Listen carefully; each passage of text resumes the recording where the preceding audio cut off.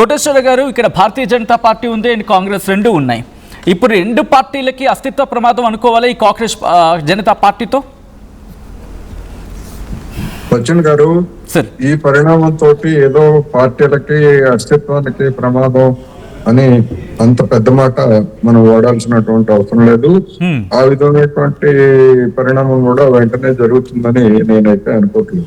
Okay, అయితే Congress party కావచ్చు, BJP కావచ్చు, లేదా ప్రాంతీయ పార్టీలు కావచ్చు, ఏవైనా కానివ్వండి, అంటే సాంప్రదాయకంగా దశాబ్దాల తరబడి పాతుకుపోయినటువంటి పార్టీలన్నీ కూడా తమ వ్యూహాలు, ఎత్తుగడలు లేదా తమ యొక్క వాగ్దానాలు, వాటి అమలు, పార్టీల ఫిరాయింపులు, ఇట్లా ఏవైతే రాజకీయ రంగంలో అవాంఛనీయమైనటువంటి పోకడలుగా జనం భావిస్తున్నారో వాటన్నిటినీ ఒకసారి చెక్ చేసుకుని మార్చుకోవాల్సినటువంటి అవసరం అయితే స్పష్టంగా ఉందనేది నా అభిప్రాయం.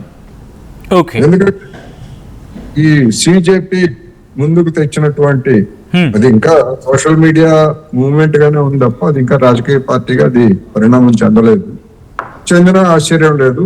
అయితే దాని భవిష్యత్తు ఎట్లా ఉంటది ఏమిటనేటువంటిది మనం అప్పుడే చెప్పలేదు. కానీ దేశంలో ఒక షాక్ లాగా రాజకీయాల్లో ఉన్నటువంటి వాళ్ళకి, లేదా రాజకీయాలు మేము ఏమైనా రాజకీయాలు చేయగలం, ఏమైనా చేయగలం అనేటువంటి ధీమా ఉన్నటువంటి వాళ్ళందరికీ కూడా దిమ్మ తిరిగే విధంగా ఇది పరిణామం సంభవించిందనేది నా అభిప్రాయం.